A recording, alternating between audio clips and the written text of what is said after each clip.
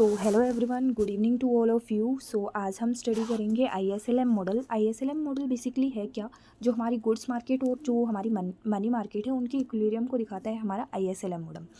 जब हम केन्स की बात करते हैं तो केन्स ने ये बताया था कि रेट ऑफ इंटरेस्ट की चेंज होने से हमारी जो मनी डिमांड है और मनी सप्लाई है वो किस तरह से चेंज होती है। बेसिकली उन्होंने मनी डिमांड की जब बात करी तो उन्होंने तीन जो मोटिव्स लिए मनी डिमांड के लिए, वो थे हमारा ट्रांजेक्शन पर्पस, हमारा स्पेकुलेटिव मोटिव और प्रिकॉशनरी मोटिव। हम बात करते हैं ट्रांजेक्शन पर्पज़ की। ट्रांजेक्शन पर्पज़ हमारी जो इनकम लेवल है करंट, उस पर डिपेंड करेगा। स्पेकुलेटिव मोटिव हमारी रेट ऑफ इंटरेस्ट पे डिपेंड करेगा और प्रिकॉशनरी मोटिव जो है अगेन हमारी जो इनकम है, डिस्पोजेबल इनकम, उस पर डिपेंड करेगा। तो जैसे ही हमारी मनी डिमांड जो है चेंज होती है तो किस तरह से हमारी जो गुड्स की डिमांड है वो चेंज हो जाती है, ये बताया था हमें केन्स ने। बट उन्होंने ये नहीं बताया कि हमारी जो गुड्स की डिमांड है उनकी चेंज होने से हमारी मनी मार्केट में किस तरह से चेंजेस हो सकते हैं। तो उस चीज़ को फर्दर बताया J.R. हिक्स, हैंसन, लर्नर और जॉनसन ने, जिन्होंने डेवलप करा आईएसएलएम मॉडल। और इस आईएसएलएम मॉडल को कई बार एक्सटेंडेड केन्स मॉडल भी बोला जाता है, जो कि बताता है कि इनकम और रेट ऑफ इंटरेस्ट की चेंज होने से हमारी जो मनी मार्केट और गुड्स मार्केट है उसमें कैसे क्या क्या चेंजेस होते हैं। पहले बात करते हैं आईएस मॉडल, जो कि हमारी जो गुड्स मार्केट है उसके लिए हमको बताता है, जो बताता है कि हमारी रेट ऑफ इंटरेस्ट और नेशनल इनकम जो है उसमें कैसा रिलेशन है। ठीक है, एग्रीगेट डिमांड की बात करते हैं तो वो है हमारा C+I, जो कि सी का मतलब यहाँ पे है कंजम्पशन डिमांड से, और आई का मतलब है इन्वेस्टमेंट से रिलेटेड डिमांड से। इन्वेस्टमेंट से रिलेटेड जो डिमांड है वो रेट ऑफ इंटरेस्ट पे डिपेंड करती है। बेसिकली अगर रेट ऑफ इंटरेस्ट ज़्यादा है तो आप जो है कम इन्वेस्टमेंट करना चाहोगे, बिकॉज कॉस्ट ऑफ बोरोइंग बहुत ज़्यादा हो जाती है। और जब हमारी रेट ऑफ इंटरेस्ट कम है तो क्या होगा, हमारी जो इन्वेस्टमेंट है वो इंक्रीज़ हो जाएगी। ठीक है, तो अब हम डायग्राम देखते हैं। फर्स्ट जो डायग्राम है उसमें हमें इन्वेस्टमेंट और रेट ऑफ इंटरेस्ट का रिलेशन ही दिखाया गया है कि कैसे जब रेट ऑफ इंटरेस्ट ज़्यादा है तो हम इन्वेस्टमेंट कम कर रहे हैं, जैसे ही रेट ऑफ इंटरेस्ट कम हो रहा है तो हम इन्वेस्टमेंट ज़्यादा कर रहे हैं। ठीक है, अभी जो सेकंड डायग्राम है वो बता रहा है कि कैसे जो है आई में चेंज होने से हमारी जो एग्रीगेट डिमांड है वो चेंज हो रही है। फर्स्ट जो है हमारी AS हमारी एग्रीगेट सप्लाई को बताती है कि हमारे पास कितना एग्रीगेट सप्लाई है। जो ये वाली लाइन्स हैं ये बता रही है हमारी एग्रीगेट डिमांड को। एग्रीगेट डिमांड की अगर हम बात करते हैं तो हमारी C+I, यहाँ पे क्या है, हमारा I0 इन्वेस्टमेंट है। जैसे ही रेट ऑफ इंटरेस्ट कम हुआ, रेट ऑफ इंटरेस्ट यहाँ पे कम हो गया तो हमारी क्या हो गई, जो I है वो I0 से बढ़ के I1 हो गई। I1 हो गई तो क्या हुआ, हमारी एग्रीगेट जो एक्सपेंडिचर है या एग्रीगेट डिमांड है वो ऊपर की तरफ शिफ्ट हो गई, हमारी जो इनकम है वो इंक्रीज़ हो गई। ठीक है, सिमिलरली अगर हमारी रेट ऑफ इंटरेस्ट और डाउन होगी तो हमारा जो एग्रीगेट डिमांड कर्व है वो और ज़्यादा ऊपर शिफ्ट हो जाएगा और हमारी जो इनकम है और ज़्यादा इंक्रीज़ हो जाएगी। ठीक है, नेक्स्ट हम देखेंगे कि किस तरह से हमारी जो रेट ऑफ इंटरेस्ट है उसके चेंज होने से नेशनल इनकम में चेंज हो रहा है। सिमिलरली वहाँ से अगर हम देखें तो ये जो नेशनल इनकम है Y0 पे हमारा जो रेट ऑफ इंटरेस्ट था वो था हमारा R1।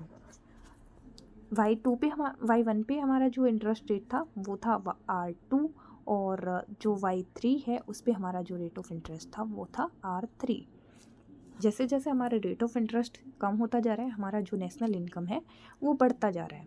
फिर बात करेंगे हम हमारी जो स्लोप है वो किस चीज़ पे डिपेंड करता है, IS कर्व का। IS कर्व की अगर हम स्लोप की बात करें तो वो हमारा डिपेंड करेगा elasticity of investment due to change in rate of interest. अगर हम इलास्टिसिटी ऑफ इन्वेस्टमेंट की बात करें रेट ऑफ इंटरेस्ट की चेंज होने में, तो ये क्या बताते हैं कि जैसे ही आपकी जो इलास्टिसिटी है वो ज़्यादा होगी तो आपका जो डायग्राम होगा वो फ्लैट बनेगा। अब ये फ्लैट क्या होता है, ये स्टीप क्या होता है, चलिए देखते हैं। सॉरी,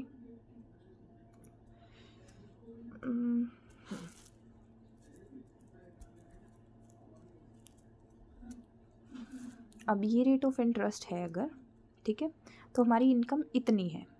ठीक है, जैसे ही हमारा जो रेट ऑफ इंटरेस्ट है मान लो बढ़ गया तो रेट ऑफ इंटरेस्ट से हमारी जो इन्वेस्टमेंट है उसमें चेंज क्या हुआ, बहुत कम हुआ है या इक्वल ही चेंज हुआ है। तो ये क्या हो गया हमारा स्टीप। अगर मान लो आप चेंज बहुत ज़्यादा होता थोड़ा सा रेट ऑफ इंटरेस्ट चेंज होने में, मान लो इतना चेंज हुआ है रेट ऑफ इंटरेस्ट और हमारी जो इनकम है वो इतनी गिर गई है। अच्छा, तो क्या होगा जब हमारा जो इलास्टिसिटी ऑफ इन्वेस्टमेंट है, मतलब कि इन्वेस्टमेंट बहुत ज़्यादा चेंज हो जा रही है रेट ऑफ इंटरेस्ट के चेंज होने से। रेट ऑफ इंटरेस्ट इतना है तो क्या हो रहा है, इन्वेस्टमेंट इतना है, रेट ऑफ इंटरेस्ट मान लो इतना कम हुआ है और इतनी ही अगर हमारी चेंज हो रही है इन्वेस्टमेंट, तो क्या होगा ये स्टीप। अब अगर मान लो रेट ऑफ इंटरेस्ट इतना कम हुआ और इतना ज़्यादा हमारी इन्वेस्टमेंट बढ़ जाती है, तो ये क्या होगा फ्लैटर। ठीक है, इन इलास्टिसिटी ऑफ इन्वेस्टमेंट्स का कैसे स्लोप से रिलेशन है वो आपको समझ आया होगा आई थिंक। सेकंड जो चीज़ है जिस पर डिपेंड करती है हमारा slope of IS, slope of IS की बात करें अगर, तो मल्टीप्लायर पे कैसे डिपेंड करती है। मल्टीप्लायर बेसिकली क्या होता है, चेंज इन इनकम। हमारा मल्टीप्लायर क्या होता है basically, change in income due to change in investment. कितना चेंज होगा ये हमें बताता है हमारा मल्टीप्लायर। मल्टीप्लायर की बेसिकली क्या फॉर्मूला होती है, 1/1 माइनस MPC। MPC होती है marginal propensity to consume, basically कि आप कितना कंज्यूम करोगे आपके इनकम के चेंज होने से, वो चीज़ बता रही है हमारी MPC। तो MPC में अगर हमारे एक में से MPC घट गई तो हमारे पास सेविंग बच जाएगी, और सेविंग को क्या करते हैं हम इन्वेस्ट करते हैं। तो जैसे जैसे हमारा जो MPC है वो बढ़ता जाता है, हमारा जो MK है यानी मल्टीप्लायर है वो भी बढ़ता जाता है। जैसे ही जो हमारी मल्टीप्लायर है वो ज़्यादा होगी तो हमारा क्या बनेगा, जो IS है वो फ्लैट होगा। जैसे ही मल्टीप्लायर कम है तो हमारा क्या बनेगा, स्टीप। अभी ये कैसे होगा, जैसे मल्टीप्लायर ज़्यादा है तो इसका मतलब क्या हुआ कि आई में चेंज होने से बहुत ज़्यादा चेंज हो जा रहा है वाई में, तो क्या होगा फ्लैट। और बहुत ज़्यादा चेंज ही नहीं हो रहा तो क्या होगा स्टीप। फिर है shifting in shifting in IS। तो शिफ्टिंग इन IS की बात करें तो वो हमारा डिपेंड करेगा ऑटोनोमस कंजम्पशन, ऑटोनोमस इन्वेस्टमेंट और गवर्नमेंट एक्सपेंडिचर में चेंज होने से। अब अगर ये बात करते हैं ऑटोनोमस कंजम्पशन की, autonomous consumption autonomous investment basically वो इन्वेस्टमेंट या कंजम्पशन का लेवल होता है जो कि हमारा जो इनकम है उस पर डिपेंड नहीं करता, जो मिनिमम हमें मेंटेन करके रखना ही होता है। जैसे हम बात करते हैं जो हमारा ऑटोनोमस कंजम्पशन है, तो कंजम्पशन का वो लेवल जो हमें मैंडेटरी होता है कि हम जिसे मेंटेन करते ही हैं, चाहे हमारे पास इनकम लेवल जो है 0 है, हम उसे पिछली सेविंग से या फिर बोरोविंग के द्वारा ही सही, लेकिन हम उसे मेंटेन करते हैं। ठीक है, अब अगर मान लो इनमें चेंज होता है, ये इनमें इंक्रीज़ होता है तो क्या होगा, हमारा IS कर्व जो है राइटवर्ड शिफ्ट हो जाएगा। अगर इनमें डिक्रीज़ होता है तो हमारा जो IS कर्व है वो क्या होगा, डाउनवर्ड शिफ्ट हो जाएगा। ठीक है, दिखाते हैं मैं आपको। जैसे ये हमारा IS कर्व है, IS कर्व अगर हमारा मान लो ऑटोनोमस जो हमारा कंजम्पशन है या फिर हमारा इन्वेस्टमेंट है उसमें इंक्रीज़ होता है तो इस तरफ शिफ्ट होगा, और डिक्रीज़ होता है तो इस तरफ शिफ्ट हो जाएगा। ठीक है, नेक्स्ट हम बात करेंगे LM कर्व की। LM curve basically money market equilibrium को बताता है। मनी मार्केट इक्विलिब्रियम की बात करें तो वो क्या होता है, जिसे मनी डिमांड और मनी सप्लाई है जहाँ पर बराबर होगा तो वहाँ पे क्या होगा, money market equilibrium. Money market की डिमांड की बात करते हैं अगर, तो केंज ने क्या बताया था कि हम 3 पर्पज़ के लिए करते हैं, ट्रांजेक्शन के लिए, स्पेकुलेटिव के लिए और प्रिकॉशनरी के लिए। प्रिकॉशनरी और ट्रांजेक्शन डिपेंड करेगी हमारी लेवल ऑफ इनकम पे, और जो हमारा स्पेकुलेटिव है वो रेट ऑफ इंटरेस्ट पे डिपेंड करेगा। ठीक है, मनी जो सप्लाई है वो क्या है, हमारी जो मॉनेटरी अथॉरिटीज़ हैं उनके द्वारा पहले से ही जो है निर्धारित कर दी गई है हमारी मनी सप्लाई। मान लीजिए मनी सप्लाई हमारी क्या है, MS। ठीक है, जैसे ही हमारा जो रेट ऑफ हमारी मनी डिमांड है वो चेंज होती है तो हमारा जो रेट ऑफ इंटरेस्ट है वो भी चेंज होता है। जैसे जैसे मनी डिमांड बढ़ जा रही है हमारी रेट ऑफ इंटरेस्ट भी बढ़ जा रही है, क्योंकि हमारे पास मनी सप्लाई जो है एक फिक्स्ड अमाउंट में हमें मिलती है।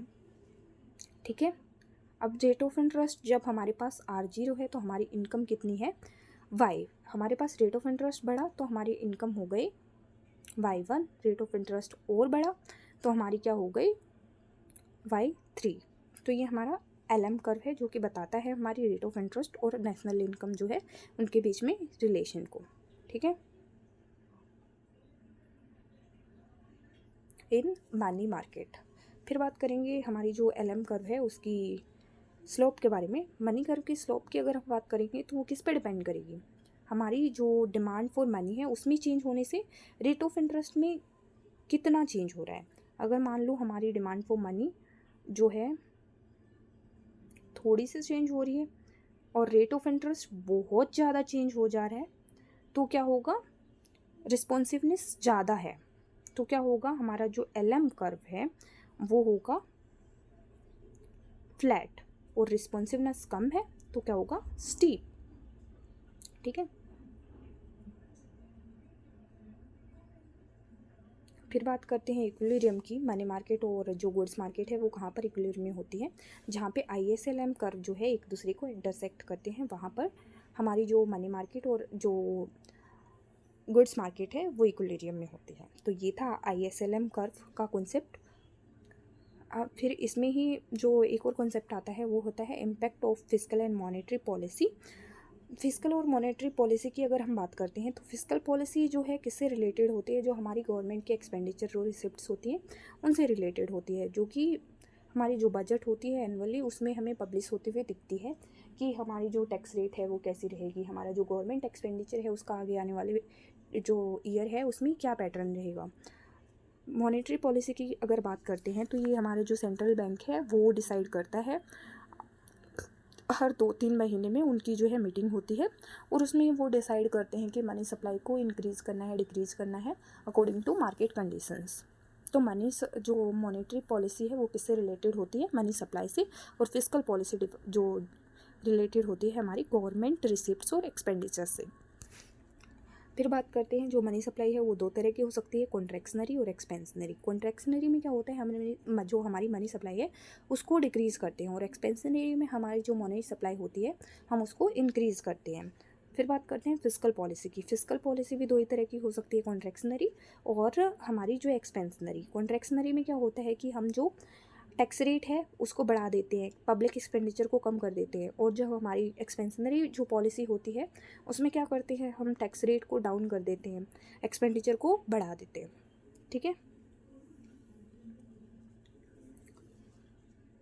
अब बात करेंगे कि डिफरेंट जो सिचुएशंस हैं उनमें हम कैसी मॉनेटरी पॉलिसी को यूज़ करेंगे। इन्फ्लेशन है तो इन्फ्लेशन में क्या करेंगे, हम जो कॉन्ट्रैक्शनरी मॉनेटरी पॉलिसी है उसको लगाएंगे। कैसे, जैसे मान लीजिए हमारे पास इन्फ्लेशन की सिचुएशन है, वो क्यों है, क्योंकि हमारी एग्रीगेट डिमांड ज़्यादा है। एग्रीगेट डिमांड ज़्यादा क्यों है, लोगों के हाथ में पैसा ज़्यादा है। अगर हम मनी सप्लाई को कम कर देंगे तो एग्रीगेट डिमांड अपने आप कम हो जाएगी। सेकंड जो है डिफ्लेशन की सिचुएशन। डिफ्लेशन की सिचुएशन क्यों आई है, क्योंकि हमारे पास एग्रीगेट डिमांड जो है उतनी ज़्यादा नहीं है जितनी कि हमारे पास एग्रीगेट सप्लाई है। तो एग्रीगेट डिमांड को बढ़ाने के लिए क्या करेंगे, हम लोगों को पैसा देंगे। लोगों को पैसा कैसे देंगे, जो सप्लाई है उसको इंक्रीज़ कर देंगे। एक्सपेंशनरी फिस्कल पॉलिसी हम बेसिकली यूज़ करेंगे। फिर बात करते हैं हमारी जो फिस्कल पॉलिसी है वो डिफरेंट कंडीशन में कैसे काम करती है। बात करते हैं अगर इन्फ्लेशन की। इन्फ्लेशन है तो कारण क्या है, सेम ही है, हमारी एग्रीगेट डिमांड जो है उतनी ज़्यादा नहीं है। ठीक है, तो हम क्या करेंगे, एग्रीगेट डिमांड को इंक्रीज़ करने के लिए बेसिकली हम क्या करेंगे, अगर हमें एग्रीगेट डिमांड को कम करना है, क्योंकि इन्फ्लेशन के टाइम में क्या होता है, हमारी एग्रीगेट डिमांड जो है ज़्यादा होती है हमारी एग्रीगेट सप्लाई से। इसे कम करना है तो क्या होगा कि लोगों के पास इनकम कम करनी है, तो हम क्या करेंगे, टैक्स रेट को बढ़ा देंगे और जो हमारी पब्लिक एक्सपेंडिचर है उसको भी कम कर देंगे। डिफ्लेशन की सिचुएशन है तो क्या होगा, टैक्स रेट को कम कर देंगे और एक्सपेंडिचर जो है हमारा पब्लिक का उसको हम इंक्रीज़ कर देंगे एक्सपेंशनरी फिस्कल पॉलिसी लगाकर। ठीक है, अब बात करेंगे कि role of fiscal policy and दोनों ही, जो हमारी एक्सपेंशनरी है और कॉन्ट्रैक्शनरी है, दोनों ही फिस्कल पॉलिसीज़ की हम बात करते हैं। जैसे ही हमारा मान लो फिस्कल पॉलिसी में पब्लिक एक्सपेंडिचर है वो इंक्रीज़ हुआ, पब्लिक एक्सपेंडिचर इंक्रीज़ हुआ तो क्या हुआ, IS जो है राइटवर्ड शिफ्ट हो गया, IS 0 से क्या हो गया, IS 1 पर शिफ्ट हो गया। रेट ऑफ इंटरेस्ट जो है इंक्रीज़ हो गया, नेशनल इनकम जो है वो भी इंक्रीज़ होगी। बट क्या होगा, हमारी नेशनल इनकम अगर रेट ऑफ इंटरेस्ट सेम रहता आर, तो हमारी जो नेशनल इनकम है कितनी बढ़ सकती थी, इस पॉइंट तक बढ़ सकती थी। लेकिन ये कहाँ तक बढ़ी है, इस पॉइंट तक। तो ये पूरा क्या हुआ, crowding out effect. Crowding out effect basically किस वजह से इंक्रीज हो, हमें राइज होता हुआ दिखता है, या हमें क्यों दिखता है क्राउडिंग इफेक्ट।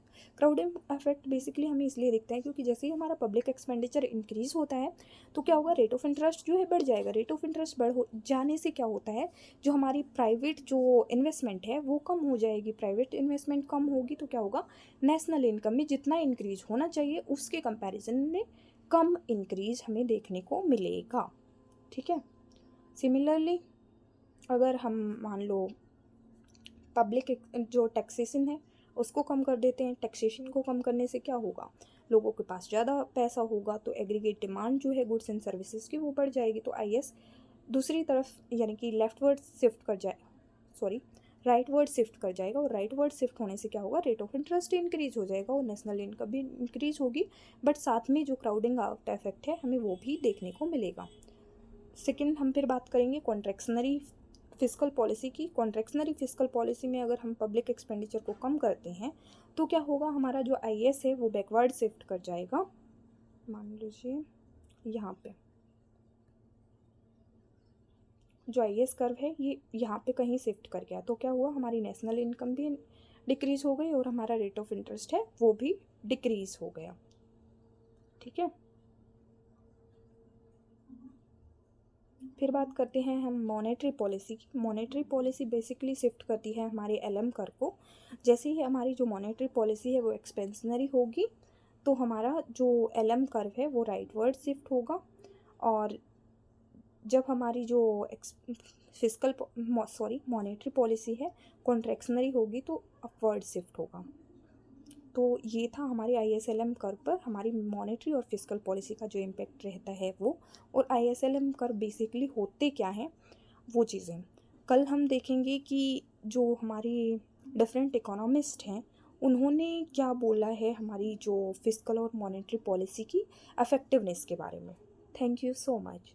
अगर आपको आगे और भी इससे रिलेटेड वीडियोस देखनी है और इकोनॉमिक्स से रिलेटेड जो भी कॉन्सेप्ट्स हैं उनसे रिलेटेड जो भी आपको कन्फ्यूज़न हो तो आप मुझे बता सकते हैं। अगर आपको वीडियो पसंद आए तो लाइक ज़रूर कीजिएगा। Thank you so much.